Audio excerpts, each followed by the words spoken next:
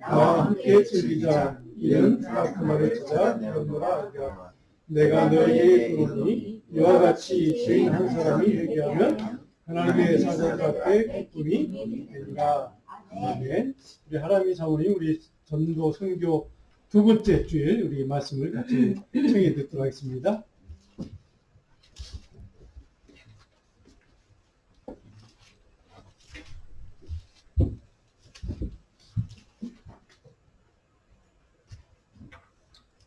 할렐루야. 아멘. 네, 지난주 우리가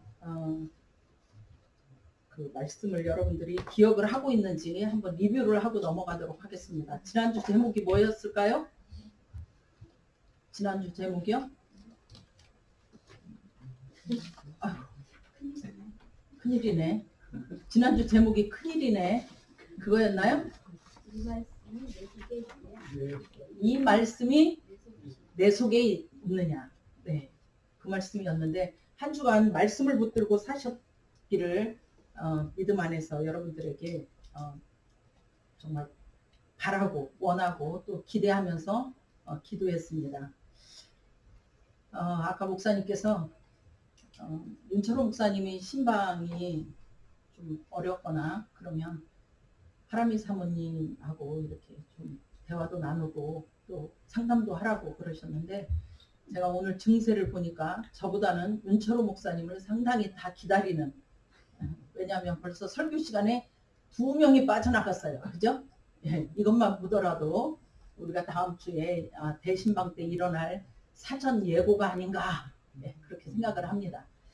오늘 말씀은 누가복음 15장 이제 아까 읽었던 8절에서 10절 말씀입니다. 이 시대는 여러분 잃어버린 것을 잃어버린 줄도 모르는 상실의 시대가 아닐까 싶습니다. 그래서 이러한 때에 오늘 우리가 나누고자 하는 말씀은 누가복음 8장, 누가복음 15장 8절에서 10절까지 잃어버린 드라크마에 대한 그러한 비유입니다. 15장 전체에서 이 세 가지 비유가 나오는데요. 그 중에서 가장 짧은 그런 비유가 바로 오늘 우리에게 주신 본문 말씀입니다. 1절에서 7절은 여러분들 잘 아시는 잃어버린 양에 대한 비유고요. 그 다음에 8절에서 10절까지는 오늘 우리가 주제로 삼는 그런 내용이고 11절에서 32절까지는 바로 그 유명한 잃어버린 아들에 대한 비유예요. 15장 1절과 2절은 이렇게 시작을 합니다. 우리 말씀을 보면 모든 세리와 죄인들이 뭐하러 들으러 가까이 왔다 그랬을까요? 말씀을 들으러 가까이 나오니 바리새인과 서기관들이 수군거려 이르되 이 사람이 죄인을 영접하고 음식을 같이 먹는다 보다, 이렇게 시작을 하고 있어요. 여러분, 이 말씀 가운데 등장하는 등장인물들을 한번 맞춰보시겠습니까? 세리와 죄인, 그 다음에 바리새인과 서기관들. 네, 등장인물들은 이렇게 돼요. 그리고 또한 이 등장인물들 뿐만이 아니라 이 상황을 우리가 말씀을 통해서 보면 뭐하러 이렇게 그 세리와 죄인들이 왔을까요? 말씀 그대로예요. 말씀 그대로. 뭐하러 왔다 그랬어요? 말씀을 들으러 가까이 나왔다고 오늘 성경은 말씀하고 있습니다. 뿐만 아니라 바리새인과 이 서기관들의 모습은 어떤 모습이냐면 예수님에 대해서, 예수님의 이 전하시는 말씀에 대해서 뒷담화를 시전하고 있는 모습을 여러분들 보실 수 있겠죠. 15장 1절에서 2절 다시 한번 다 같이 읽어보시겠습니다. 시작. 모든 세리와 죄인들이 말씀을 들어 가까이 나오니 바리새인과 서기관들이 수군거려 이르되 이 사람이 죄인을 영접하고 음식을 같이 먹는다 하더라. 네, 당시에 이 세리와 죄인들로 분류된 자들은 종교적으로나 그리고 또 사회적으로 낙인이 찍힌 계층들을 일컫습니다. 종교적으로나 사회적으로 낙인이 찍힌 계층들을 바로 죄인들이다, 이렇게 분류를 하고 있어요.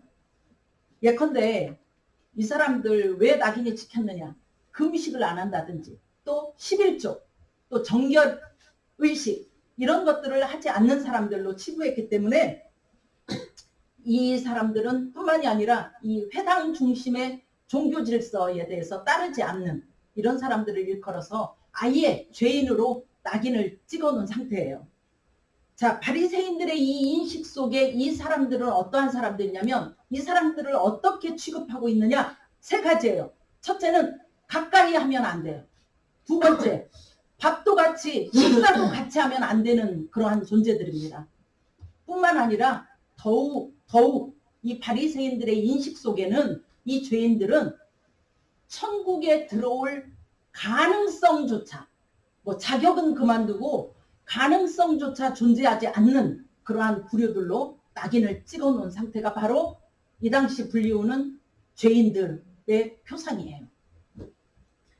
그러니까 이 그들 눈에는 예수라는 자가 이제 죄인을 영접하고 같이 먹는다는 것은 이거는 종교 엘리트이면서 또 사회적 영향력을 쥐고 심리적 영향력까지 행사하는 이 바리새인들의 눈에는 도저히 용납할 수 없는 상황이에요, 여러분.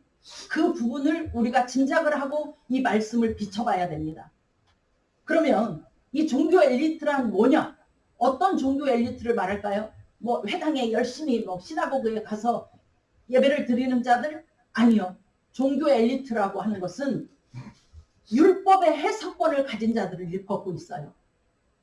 뿐만 아니라 사회적인 그런 영향력을 쥐고 있다. 이것은 무슨 뜻이냐면 대중으로부터 누구나 할 것 없이 다 존경을 받는 위치에 서 있는 사람들. 뿐만 아니라 또한 심리적 영향력을 가지고 있다. 이 심리적 영향력이라는 것은 아주 중요한데 죄의 기준을 이 사람들이 정하는 거예요. 죄의 기준을. 오늘은 왼쪽 분단보다 오른쪽 분단이 상당히 그 표정과 자세가 좋습니다. 할렐루야. 그러다 보니까 가장 키가 크신 우리 장로님만 눈에 아주 쑥쑥 들어와요. 왜냐하면 막 아이 컨택 되죠. 말씀하면 막 고개 끄덕끄덕 해주시죠. 막 리액션이 정말 저는 어느 교회 이 아틀란타에 있는 어느 교회 장로님들 쫙 앉혀놓고 이렇게 메시지를 전하면 우리 장로님 같이 겸손한 분을 찾기가 쉽다 어렵다. 네. 아이고 네. 뭔가 저하고 통하는 부분이 있는 분은 답을 딱 맞추셨죠. 감사합니다. 말씀을 여러분들 정말 우리가 하나님 앞에 모든 것을 다 드리지만 하나님께서 우리에게 주시는 이 예배 가운데 한 가지가 있다면 그건 무엇일까요? 말씀이에요. 말씀을 하나님께서 우리에게 축복으로 은혜로 주시는 줄 믿으시기 바랍니다. 그래서 말씀은 아주 중요해요. 하나님의 말씀을 듣는다는 것은요. 여러분들이 복받기 원하는 그 모든 간절함이 이 말씀 속에 담겨 있다는 것을 이 비밀을 아는 자는 귀가 열리게 될 줄 저는 믿습니다. 자, 이 사람 예수를 이 종교 엘리트들이 볼 때에 이 자기들이 가지고 있는 종교적 판단 기준을 새롭게 짜는 거예요. 새롭게 만드는 아주 이 교권 침해의 위협을 하는 그러한 사람으로 바라보게 되고 또 한 가지는 뭐냐? 의인과 죄인의 경계를 허무는 거예요. 지금 예수님께서 아니 예수님이 어떤 사람들과 지금 대화를 나누고 있어요? 죄인과 세리들. 그러니 이 종교 엘리트들이요 사회적 영향력을 끼치고 있는 정말 이 바리새인과 서기관들 눈에는 죄인의 기준이 의인의 기준과 허물어지는 이건 뭐지? 위험을 느끼는 거예요. 마지막으로 또 한 가지는 뭐냐? 하나님 나라에 무엇보다도 기준을 다시 쓰고 있다. 이렇게 생각을 한 거예요. 그래서 자 마태복음 23장을 우리가 보면 어떤 말씀이 있냐면 화 있을진저 외식하는 서기관과 바리새인들이여 이렇게 말씀하고 있습니다. C.S. 루이스가 말하기를 이런 말을 했어요. 여러분 하나님 앞에서 신부는 지위는 다 옷을 벗게 된다. 이렇게 말씀하고 있어요. 이렇게 이야기를 했습니다. 뿐만 아니라 하나님께서는 그 사람의 이력서를 단 한 줄도 보지 않는다라고 이야기를 합니다. 공감하십니까 여러분? 여러분들은 하나님 앞에 갔을 때 다 지위, 신분 뭐 다 가지고 갔나 봐요? 그렇습니까? 이것도 아니고 저것도 아닌 이 대답을 저는 뭐라고 해석을 해야 될지 모르기 때문에 오늘 외투를 벗고 시작을 하겠습니다. 여러분. 대답이 지금 1분단, 2분단, 양쪽 분단 아무것도 안 나오잖아요. 자, 이들이 지금 가지고 있는 이 두려움과 위험성 속을 우리가 어떻게 파악을 할 수 있냐면 그 다음 문장을 보면 알 수 있습니다. 이 본문에서 말하고 있는 바리새인과 서기관들이 예수님에 대해서 뭐 하고 있었나요, 여러분?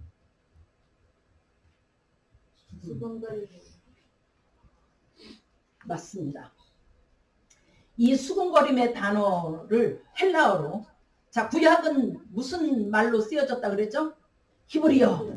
예, 신약은 헬라어. 그러면 우리가 신약 헬라어의 원문을 한번 살펴보고 넘어갈 필요가 있습니다. 수군거림의 헬라어의 이 뜻은 뭐냐면 단순히 그냥 뒤에서 뭐 비아냥거리고 흠을 잡는 그런 뜻이 아니에요. 이 헬라어의 디아공기조라고 하는 이 단어의 뜻은 아주 그 의심이나 경멸, 판단하는 그런 강한 신학적인 정서적 의미를 내포하고 있는 단어가 바로 수군거림이라는 헬라어 디아공기조라고 합니다. 바로 이러한 마음과 뜻을 감찰하신 예수님이 누구나 알아들을 수 있는 세 가지 비유로 말씀을 하고 계세요. 누구나 알아들을 수 있는 세 가지 비유가 아까 우리 15장에 세 가지 비유 나왔죠. 첫 번째는 잃어버린 양에 대해서, 두 번째는 잃어버린 드라크마에 대해서, 그리고 세 번째는 잃어버린 아들에 대해서. 세상에 신약성경 이 부분을 누가복음 15장을 태어나서 처음 듣는 표정으로 여러분들이 이러신다면 저 역시 태어나서 처음 보는 여러분들로 대하면서 말씀을 전할 수밖에 없어요.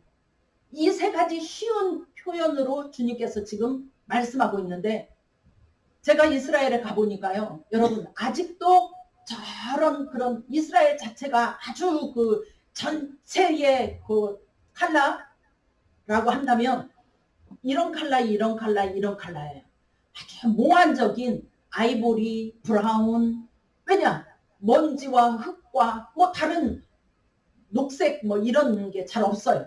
그러다 보니까 전반적으로 봤을 때는 아주 유리키키한 그런 전체, 나라 전체의 컬러가 한눈에 처음에 딱 들어오더라고요. 그런데 산등성이, 비탈, 언덕 이런데 아직도 양을 치는 목동들이 여러 이렇게 눈에 띄었거든요. 여러분, 이 당시에 사회적인 이 양을 치는 목자, 그리고 잃어버린 양, 이러면은 그 국민들 가운데, 그 백성들 가운데의 인식이 그냥 누구나 다, 잃어버린 양. 그래, 양치다 보면 자주 잊어버리지 하면서 누구나 쉽게 언더스탠이 되는 거예요. 두 번째는 잃어버린 드라크마에 대해서 비유를 하고 있는데 성경에 나오는 이 당시에 통용됐던 화폐가 여러 가지가 있어요. 여러분 신약 성경에 등장하는 여러 가지 화폐 중에 기억나는 것들 많으시죠?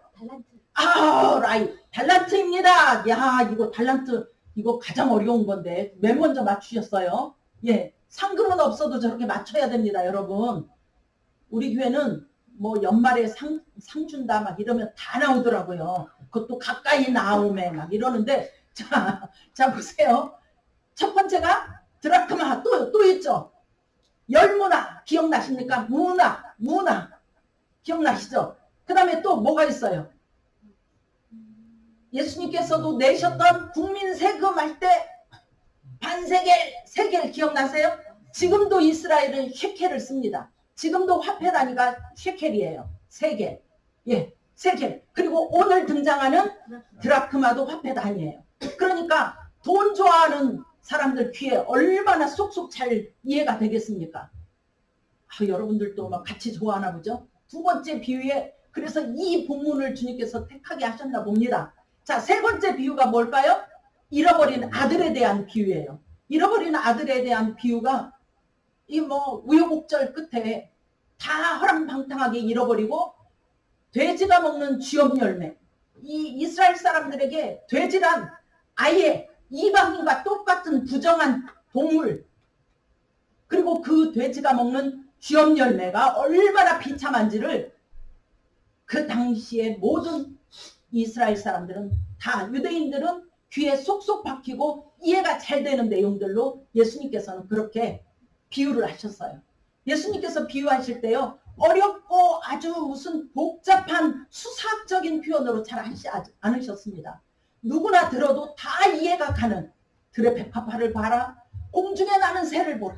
이러면서 주님께서는 정말 저같이 무식한 사람도 쉽게 이해가 될 수 있는 모든 그러한 사회 현상을 가지고 이렇게 비유를 하시게 된 겁니다. 자, 그런데 우리가 바로 이러한 뜻을 감찰하시고 비유하시는 이 예수님의 비유 중에 가장 짧은 15장 1절에서 32절 가운데 단 3절로 귀결되어 있는 70드라크마에 대한 비유가 오늘 본문이에요.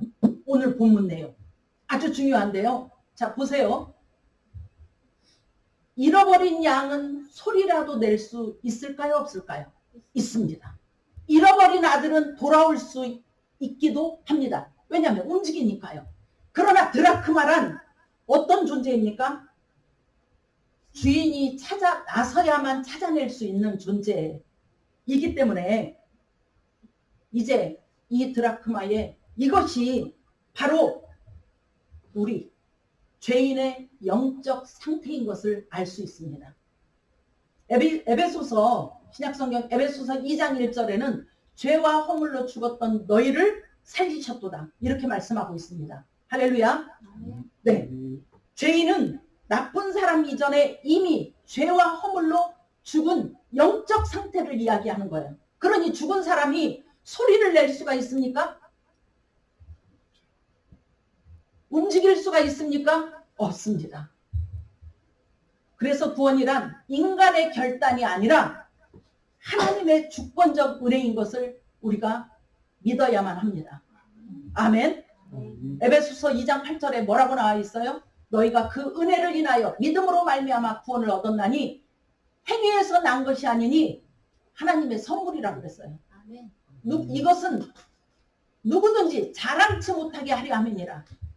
행위로 난 것이 아니니 누구든지 자랑치 못하게 하려 함이니라. 우리가 어떤 행위에 의해서 아무런 구원의 조건이 없었다는 이야기입니다. 우리가 아무리 어떤 선한 능력을 가지고 행해도 하나님 앞에서는 구원받을 자격이 도무지 되지 않는다는 말씀을 오늘 에베소서 2장 8절은 우리 본문과 더불어서 같이 비출 수 있도록 기록되어 있습니다. 할렐루야. 자, 잃어버린 드라크마의 이 가치를 좀 보겠습니다. 당시 1드라크마는 노동자의 하루 품삯에 해당됩니다. 가난한 여인에게 1드라크마는 그나마 무시할 수 없는 가격이에요. 뿐만 아니라 이 드라크마를 어디에 또 소용되고 있었느냐? 결혼을 할 이 신랑이 신부에게 주는 언약의 증표로 사용되는 것이 바로 드라크마였어요. 특별히 몇 개, 10개의 드라크마. 10이라는 숫자가 우리에게 주는 아주 큰 의미가 있습니다. 완전하다. 예, 완전 숫자죠. 10. 히브리어의 10은 알레프와 같이 첫 시작과 같이 1과 같은 1에서 시작해서 10 만으로 끝나는 그 심오한 내용이 바로 10이라는 숫자에 들어있는데 오늘 우리가 이 잃어버린 드라크마 안에서 이 내용을 다시 한번 저와 여러분들이 나눠보고 새겨보려고 합니다. 이 드라크마, 10드라크마를 받은 이 신부는 그 10드라크마를 어디에 사용했을까요? 여성분들이 한번 맞춰보시겠습니까? 사랑의 언약의 증표로 받았어요. 그러면 이것을 어디에다가 몸에 두르겠습니까? 1번 발가락, 2번 종아리. 답이 안 나왔나 봐요. 대답들을 안 하시는 거 보니까. 3번이 답일 가능성이 많다. 머리에 두르거나 가슴에 단다. 몇 번일까요? 아유, 이 어려운 문제를 맞췄습니다. 그것도 남자분 장모님께서 3번입니다. 여러분, 머리에다 두르거나 가슴에 이렇게 다는 그러한 모습으로 신부들이 다녔어요. 그러다 보니까 이 드라크마의 가치가 어느 정도냐? 이 드라크마는 사랑의 표시일 뿐만이 아니라 관계의 증명, 그리고 자신을 나타내는 아이덴티티, 신분증과 같았어요. 이 드라크마를 달고 다니는 여인을 딱 보는 순간 유부녀? 상당히 왜 같은 말인데 껄끄러울까요? 네, 결혼을 할 신부구나. 신랑이 있구나. 아, 저 여인에게는 신랑이 있구나. 이런 표시예요. 임자가 있구나. 한마디로 함부로 건드려서도 엮는지를 해서도 안 되겠구나 라는 표시예요. 자, 이런 아주 중요한 신부의 예표로 받은 10 드라크마 중에, 그러니 한 개가 없어졌다는 것은 9개 남아있는 드라크마는 의미가 있다 없다? 없습니다. 남아있는 9개의 이 드라크마는 이 신부를 증명할 가치에서는 완전히 무너진 그러한 존재가 되는 것입니다. 그렇기 때문에 이 한 드라크마가 얼마나 중요한지 여러분들 짐작이 가십니까? 9개가 있으나 마나예요. 우리 성도들이 다 앉아 있어도 상인자매 하나가 안 앉아 있다? 이거는 한 드라크마가 없는 상태와 매일반이다 라는 것을 여러분 가슴에, 마음에, 머리에 새기시는 저와 여러분들 되시길 바랍니다. 아멘. 얼마 전에 일론 머스크가 이런 이야기를 하더라고요. 물리학에서 가장 복잡하고 어려운 수와 그 가격으로 스타링크, 스페이스X에서 그 엄청난 스타링크를 쏘아 올렸는데 그것은 가격이 매겨져 있다는 거예요. 그런데 사랑에는 가격을 모르겠다. 사랑에는 가격을 모르겠다.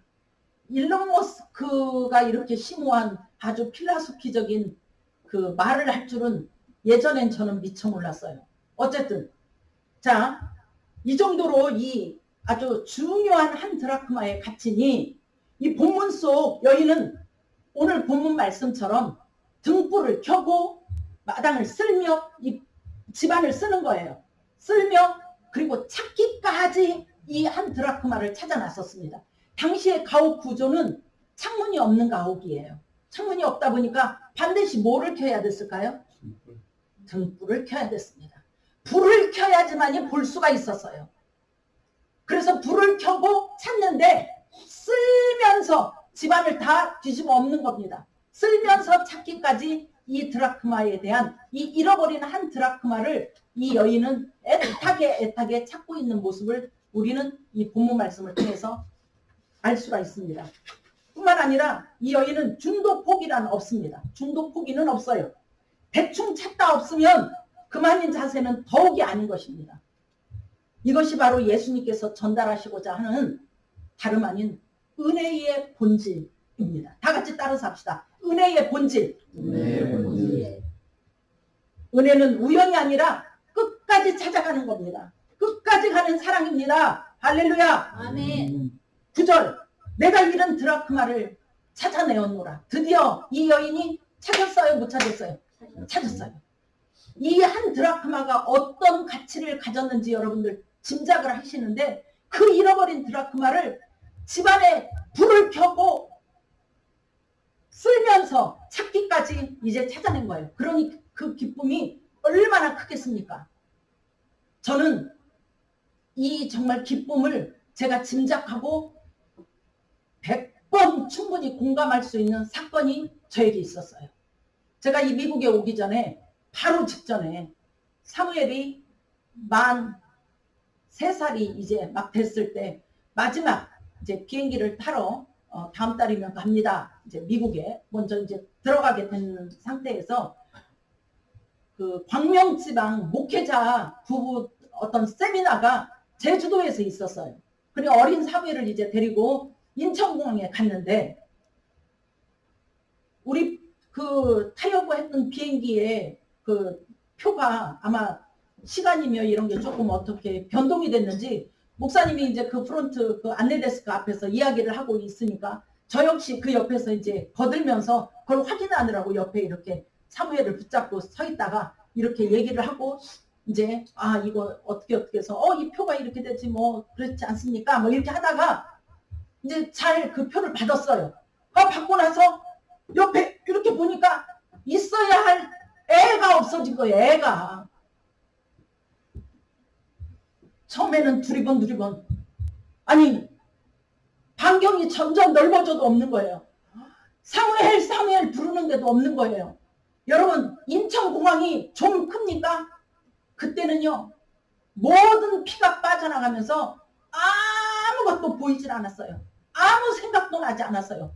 오직 잃어버린 이 아들 사무엘밖에는 생각이 안 나서 사무엘 그 인천공항에 여러분 제 목소리가 얼마나 우렁찹니까? 아마 학교 다닐 때 그 구령 붙였던 이 모든 것과 포함해서 젖 먹던 모든 것까지 다 사무엘 체면도 없었어요.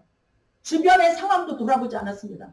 우리 목사님이 얼굴이 우유빛처럼 지금은 저렇게 누렇지만 허옇게 된 표정을 제가 그 순간 읽었어요.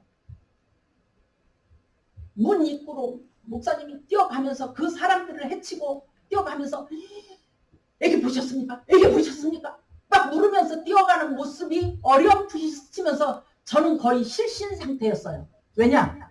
사무엘을 데리고 막 인천공항에 이렇게 들어왔을 때 각 비행기 회사들의 스튜어디스들마다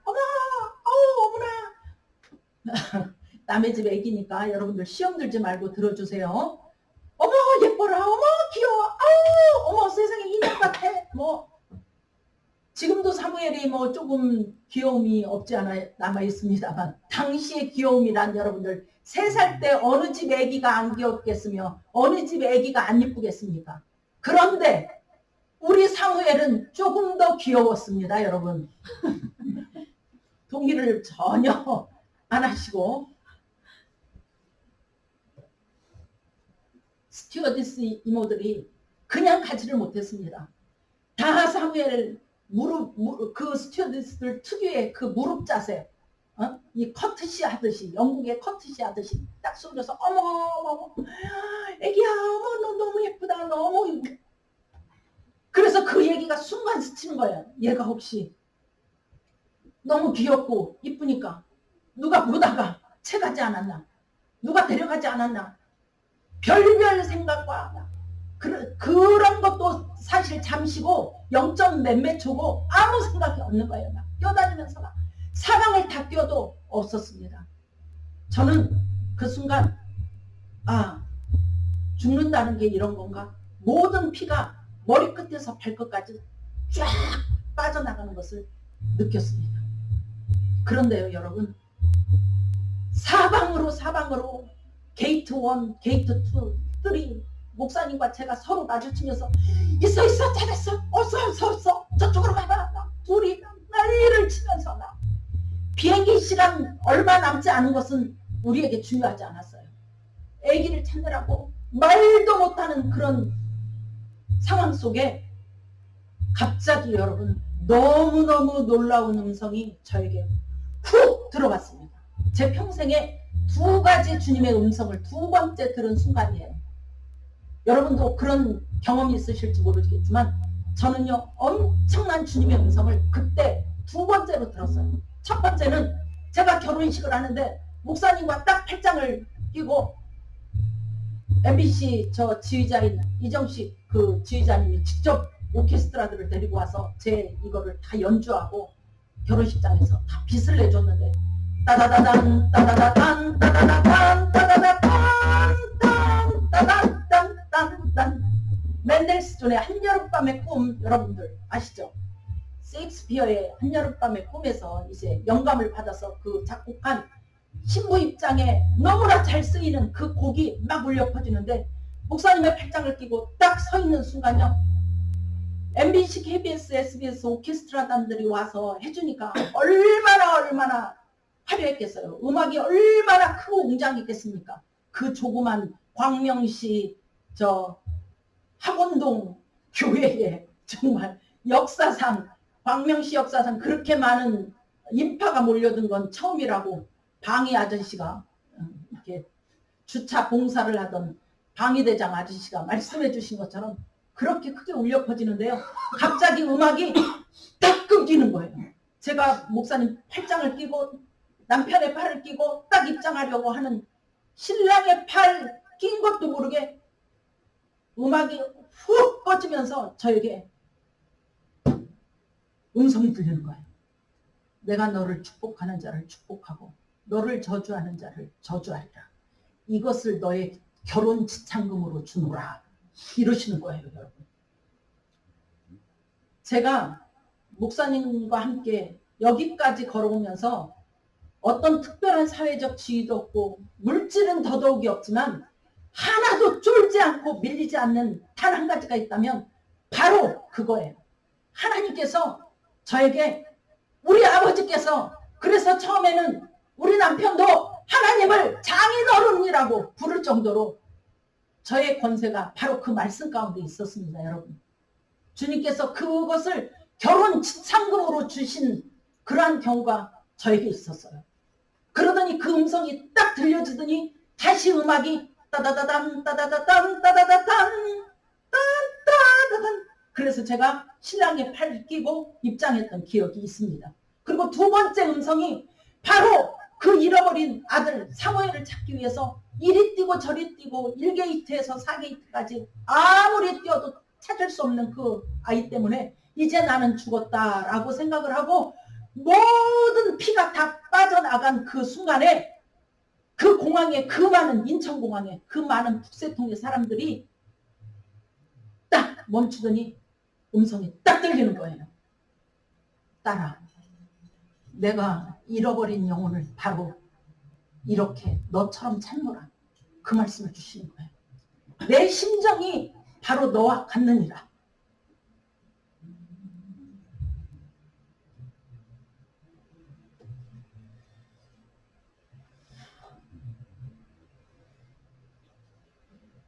그래서 저는 오늘